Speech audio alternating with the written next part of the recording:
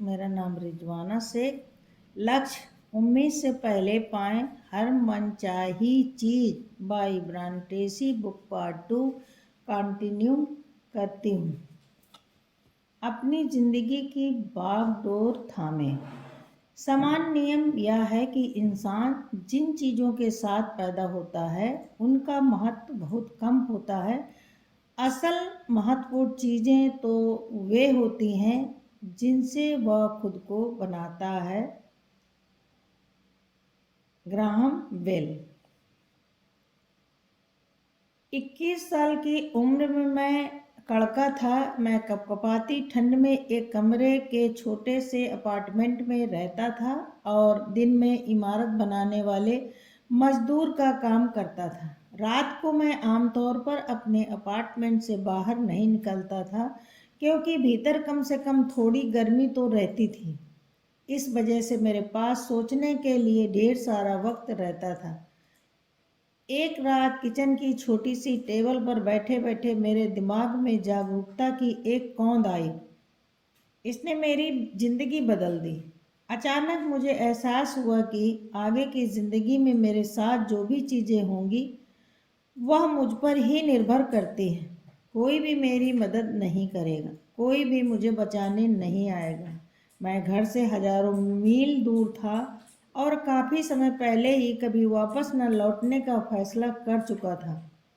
उस पल मैंने साफ साफ देख लिया कि अगर मेरी जिंदगी में किसी चीज़ को बदलना था तो यह मुझ पर निर्भर करता है।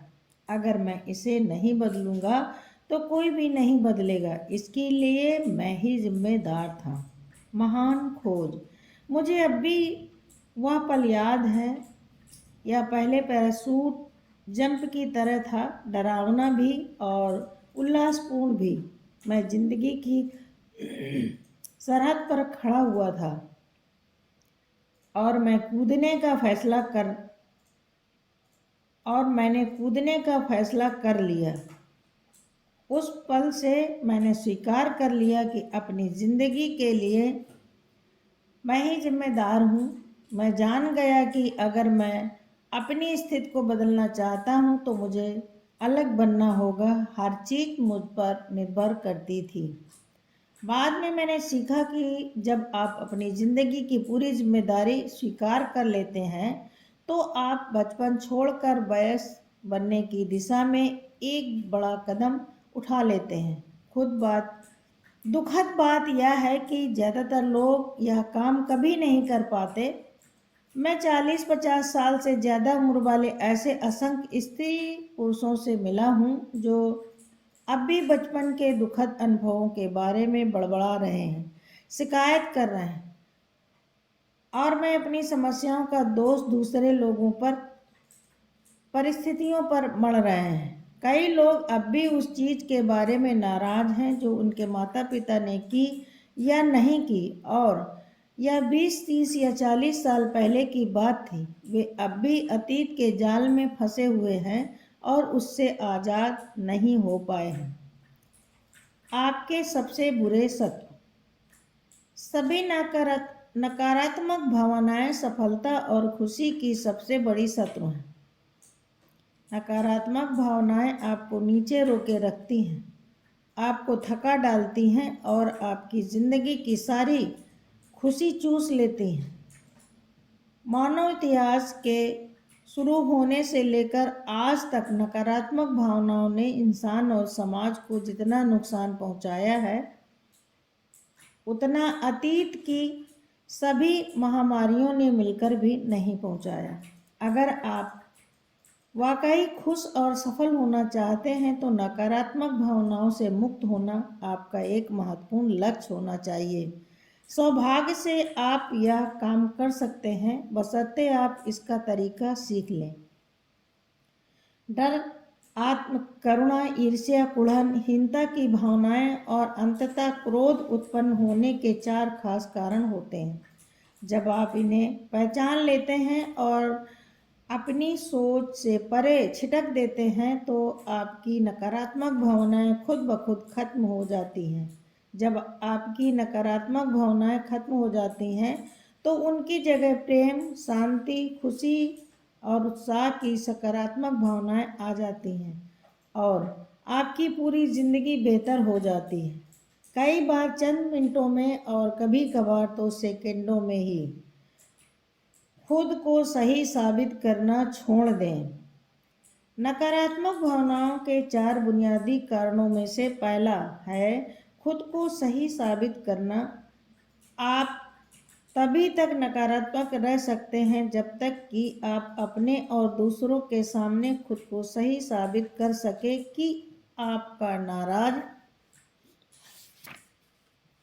होना या बुरा मानना जायज़ था।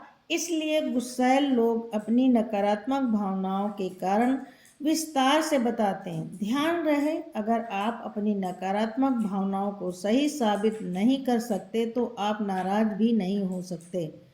मिसाल के तौर पर अर्थव्यवस्था बदलने और कंपनी की बिक्री घटने की वजह से किसी कर्मचारी को नौकरी से निकाल दिया जाता है। बहरहाल वह कर्मचारी इस निर्णय के लिए अपने बॉस से नाराज हो जाता है और अपने गुस्से को तर्क संगत साबित करते हुए वे सारे कारण गिनता है कि उसे नौकरी से निकालना क्यों अनुचित है।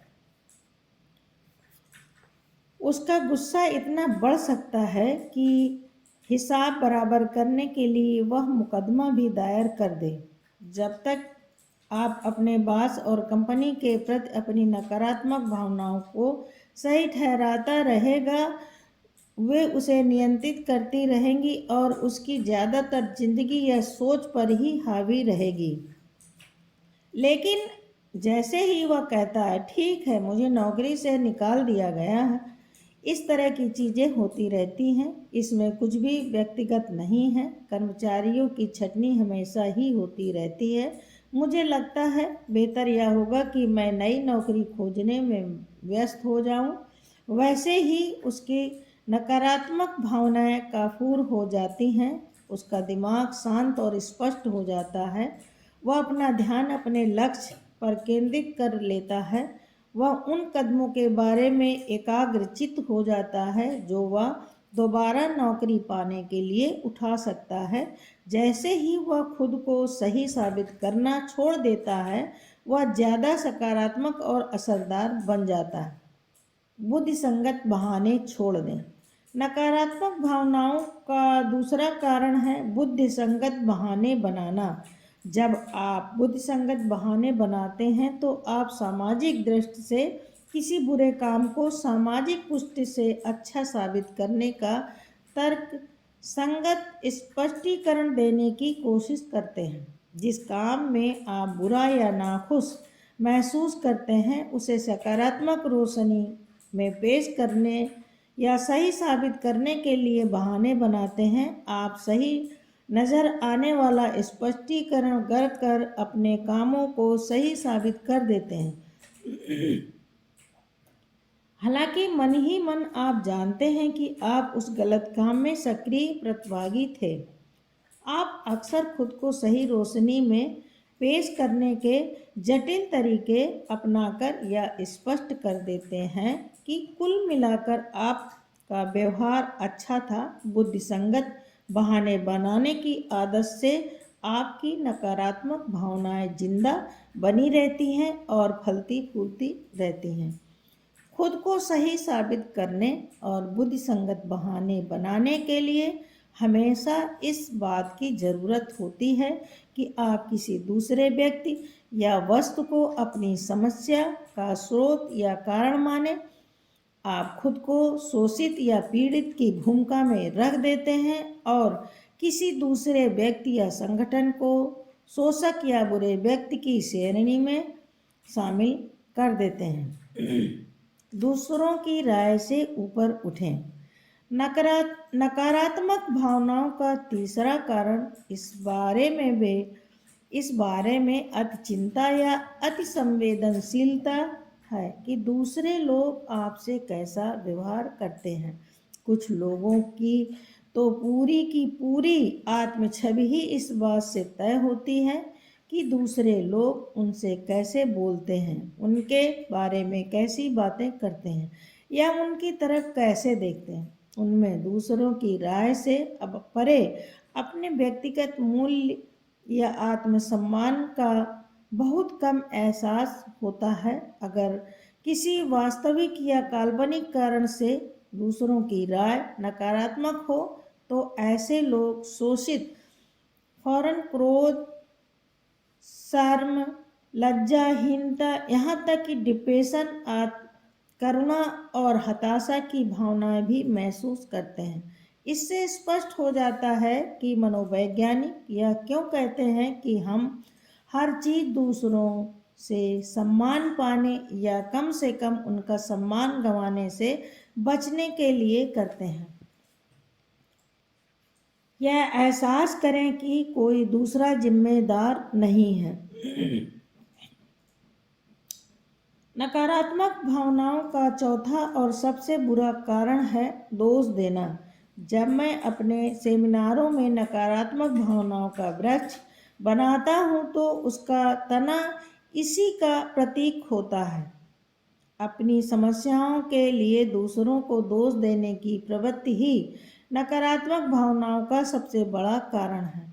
जब आप इस पेड़ का तना काट देते हैं तो पेड़ के सारे फल, सारी नकारात्मक भावनाएं फौरन धराशायी हो जाते हैं। ठीक उसी तरह जैसे प्लग बाहर निकालने पर क्रिसमस ट्री की सभी रोशनी फौरन गुल हो जाती है। जिम्मेदारी ही इलाज है। सभी तरह की नकारात्मक भावनाओं का इलाज यह है कि आप अपनी स्थिति की पूरी जिम्मेदारी स्वीकार करें। मैं जिम्मेदार हूँ कहने के साथ साथ आप गुस्सा महसूस कर ही नहीं सकते। जिम्मेदारी स्वीकार करने पर से ही आपकी हर नकारात्मक भावना खत्म हो जाती है। मैं जिम्मेदार हूँ यह एक सरल लेकिन सशक्त संकल्प हमें नकारात्मक भावनाओं को तत्काल खत्म करने की क्षमता देता है। इसकी खोज से मेरी जिंदगी बदल गई और ऐसा ही मेरे लाखों विद्यार्थियों के साथ भी हुआ। जरा कल्पना करें, आप नकारात्मक भावनाओं से पूरी तरह आज़ाद हो सकते हैं और अपनी जिंदगी की बागडोर अपने हाथ में थाम सकते हैं। और इसके लिए आपको सिर्फ इतना ही करना है, मैं जिम्मेदार हूँ। जब भी आपको किसी वजह से गुस्सा आए या आप विचलित हो जाएं तो ये 3 शब्द बोल दें। जब आप पूरी जिम्मेदारी स्वीकार करके खुद को नकारात्मक भावनाओं से आज़ाद कर लेते हैं, तभी और सिर्फ तभी आप जिंदगी के हर क्षेत्र के लक्ष्य को तय कर सकते हैं और उन्हें पा सकते हैं। जब आप मानसिक और भावनात्मक रूप से आज़ाद होते हैं, सिर्फ तभी आप अपनी ऊर्जा और उत्साह को आगे की दिशा में ले जा सकते हैं। पूर्ण व्यक्तिगत जिम्मेदारी स्वीकार किए बिना प्रगति संभव ही नहीं है।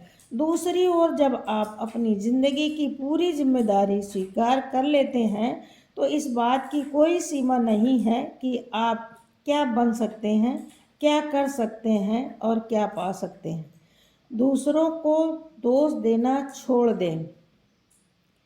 आज के बाद किसी भी चीज के लिए किसी दूसरे को दोष देना छोड़ दें, चाहे वह अतीत वर्तमान में हो रही हो या जिसके भविष्य में होने की आशंका हो। जैसा एलिनोर रूजवेल्ट ने कहा था, कोई भी आपकी सहमति के बिना आपको हीन महसूस नहीं करा सकता।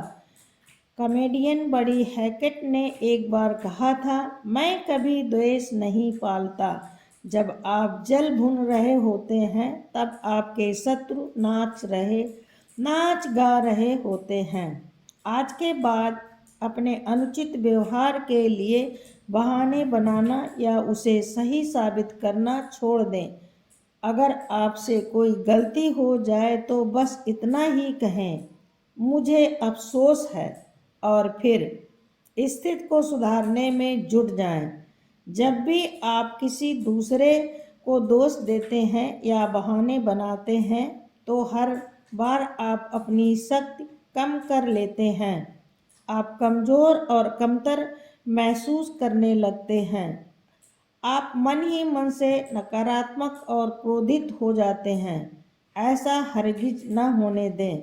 आप अपनी भावनाओं पर काबू रखें।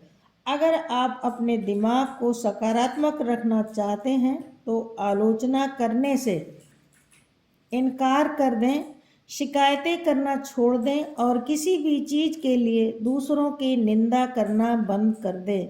जब भी आप किसी दूसरे की आलोचना करते हैं, किसी अप्रिय चीज़ की शिकायत करते हैं या कोई चीज़ करने या नहीं करने के लिए किसी की निंदा करते हैं, तो हर बार आप अपने भीतर नकारात्मकता और क्रोध की भावनाएं जगा देते हैं और फिर कष्ट भी आपको ही भुगतना पड़ता है।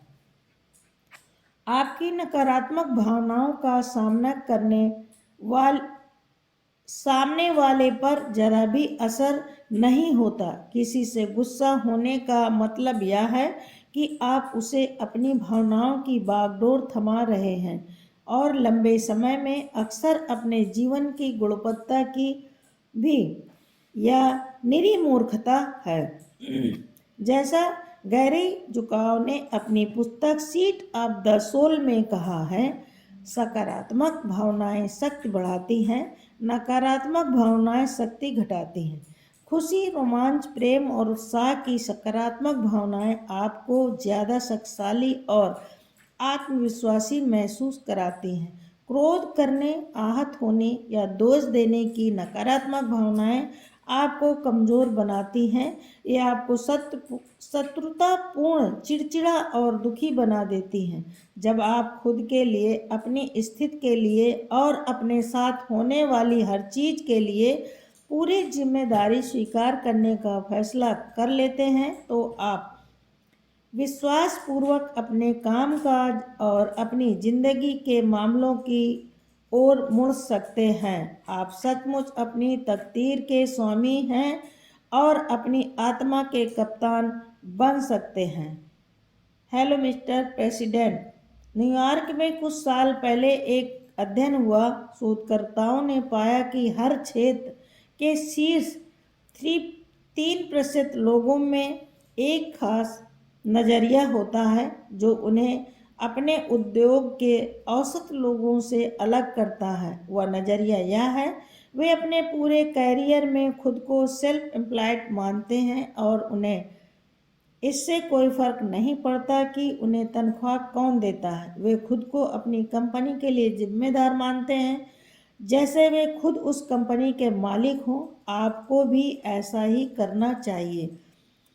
इस पल के बाद खुद को अपने व्यक्तिगत सेवा कॉरपोरेशन का प्रेसिडेंट माने, खुद को सेल्फ एम्प्लॉयड माने, खुद को अपनी ज़िंदगी और कैरियर के हर हिस्से के पूर्ण नियंत्रण में देखें। खुद को बार बार याद दिलाएं कि आप जहां भी हैं और जिस हाल में भी हैं, अपने किए या न किए कामों की वजह से हैं। आप अपनी तकदीर के आर्किटेक्ट हैं। आप ही चुनते हैं, आप ही फैसला करते हैं। कोई काम करने या ना करने के चुनाव और निर्णयों से ही आपने अपने अब तक के पूरे जीवन को आकार दिया है। अगर आपकी ज़िंदगी में कोई ऐसी चीज़ है जो आपको पसंद नहीं है, तो वो उसके लिए आप ही जिम्मेदार हैं। अगर कोई ऐसी चीज़ है जिसे लेकर आप खुश नहीं हैं, तो यह आप पर ही निर्भर करता है कि आप उसे बदलने और बेहतर बनाने के लिए ज़रूरी कदम उठाएं, ताकि वह आपके मन माफिक हो जाए। अपने व्यक्तिगत सेवा कॉरपोरेशन का प्रेसिडेंट होने के नाते आप अपने हर काम और उसके परिणामों के लिए पूरी तरह खुद जिम्मेदार हैं। आप अपने कामों और व्यवहार के परिणामों के लिए खुद जिम्मेदार हैं। आप आज जहां हैं और जो हैं इसलिए हैं क्योंकि आपने ही इसका फैसला किया है। आप आज उतना ही कमा रहे हैं जितना कमाने का आपने फैसला किया है, ना उससे कम ना उससे ज़्यादा। अगर आप अपनी वर्तमान आमदनी से खुश नहीं हैं तो ज़्यादा कमाने का फैसला करें। इसका लक्ष्य बनाएं, योजना बना लें और मनचाही कमाई करने के लिए जिन कामों की ज़रूरत हो उन्हें करने में जुट जाएं। अपने कैरियर और जीवन के प्रेसिडेंट के रूप में, अपनी तकदीर के आर्किटेक्ट के रूप में आप फैसला करने के लिए स्वतंत्र हैं। आप बास हैं, आप प्रभारी हैं। अपनी रणनीति बनाएं। जिस तरह किसी कारपोरेशन का प्रेसिडेंट उस कारपोरेशन की रणनीति और कामों के लिए जिम्मेदार होता है, उसी तरह आप भी अपने जीवन और कैरियर की व्यक्तिगत रणनीति के लिए जिम्मेदार हैं। आप प्रबंधन की पूरी रणनीति, लक्ष्य तय करना, योजना बनाना, चरण बनाना और तयशुदा परिणाम पाने के लिए काम करना के लिए जिम्मेदार हैं। आप तयशुदा परिणाम हासिल करने के लिए जिम्मेदार हैं जो आपके काम की गुणवत्ता और मात्रा पर निर्भर होते हैं। प्रेसिडेंट के रूप में आप आत्म प्रचार और तरक्की की मार्केटिंग रणनीति के लिए जिम्मेदार हैं। इसके लिए आपको अच्छी छत बनानी होगी और अपनी पैकिंग आकर्षक रखनी होगी ताकि प्रतिस्पर्धा भरे बाजार में आप खुद को सबसे ज़्यादा कीमत पर बेच सकें। आप वित्तीय रणनीति के लिए जिम्मेदार हैं या फैसला करने के लिए कि आप अपनी कितनी सेवाएं बेचना चाहते हैं, आप कितना पैसा कमाना चाहते हैं, आप कितनी तेज़ी से हर साल अपनी आमदनी बढ़ाना चाहते हैं, आप कितना पैसा बचाना और निवेश करना चाहते हैं और रिटायरमेंट के वक्त आप कितनी नेट वर्थ हासिल करना चाहते हैं। ये सभी आंकड़े पूरी तरह आप पर निर्भर करते हैं। आप लोग व्यवहार की रणनीति और अपने संबंधों के लिए उत्तरदायी हैं। घर पर भी और ऑफिस में भी मैं अपने विद्यार्थियों को यह सलाह देता हूँ, अपना बात सावधानी से चुनें। यह चुनाव इस बात पर काफ़ी असर डालेगा कि आप कितना ज़्यादा कमाते हैं, कितनी तेज़ी से आगे बढ़ते हैं और अपनी नौकरी में कितने खुश होते हैं। नए चुनाव करें, नए निर्णय लें। इसी तरह जीवन साथी और दोस्तों का चुनाव भी आपकी सफलता और खुशी पर बहुत असर डालेगा। अगर आप अपने वर्तमान चुनाव से खुश नहीं हैं तो यह आप पर है कि आप उसे बदलने या बेहतर बनाने के लिए कदम उठाएं। अंत में प्रेसिडेंट के रूप में आप व्यक्तिगत शोध और विकास, निजी प्रशिक्षण और शिक्षण के प्रभारी हैं। उन योग्यताओं, गुणों, प्रतिभाओं और मूल क्षमताओं को आप ही तय करेंगे जिनकी ज़रूरत आपको उस तरह पैसा कमाने में होगी जो आप आज से कई महीनों या वर्षों बाद कमाना चाहते हैं। यह आपकी जिम्मेदारी है कि आप इन योग्यताओं को विकसित करने में समय लगाएं। दरअसल कोई दूसरा व्यक्ति आपकी उतनी परवाह नहीं करता जितनी कि आप खुद करते हैं। ग्रोथ स्टॉक बने। हम इस उपमा को थोड़ा और आगे तक ले जाते हैं। खुद को शेयर बाजार में सूचीबद्ध किसी कंपनी के शेयर की तरह देखें। क्या लोग आपके शेयर में इस विश्वास के साथ निवेश कर सकते हैं कि आने वाले महीनों और वर्षों में इसका भाव और मुनाफा बढ़ता रहेगा? क्या आप शोध स्टॉक हैं या फिर शेयर बाजार में आपका मूल्य गिरता जा रहा है? अगर आपने ग्रोथ स्टॉक बनने का फैसला कर लिया है तो हर साल अपनी आमदनी 25 से 30% बढ़ाने की आपकी रणनीति क्या है?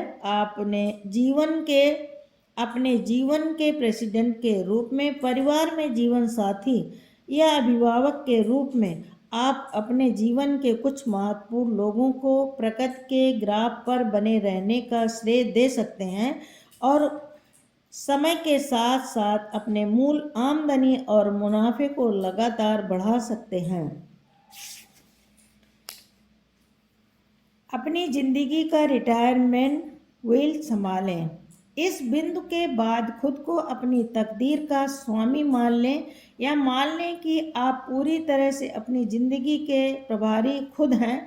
खुद को अपने व्यक्तिगत सेवा कॉरपोरेशन के प्रेसिडेंट के रूप में देखें या शक्तिशाली व्यक्ति जो पूरी तरह से संकल्पवान और आत्मनिर्देशित है। अतीत की घटनाओं के बारे में अफसोस और शिकायत करना छोड़ दें क्योंकि उन्हें बदला नहीं जा सकता। इसके बजाय अपना रुख भविष्य की तरफ करें और इस बारे में सोचें कि आप क्या चाहते हैं और कहाँ जा रहे हैं। सबसे बढ़कर अपने लक्ष्यों के बारे में सोचें। लक्ष्यों के बारे में सोचने भर से ही आप सकारात्मक और उद्देश्यपूर्ण बन जाते हैं। यह तय करें कि आपके नियंत्रण का बटन कहाँ है। बहुत सा मनोवैज्ञानिक साहित्यिक नियंत्रण के बटन सिद्धांत के इर्द गिर्द घूमता है।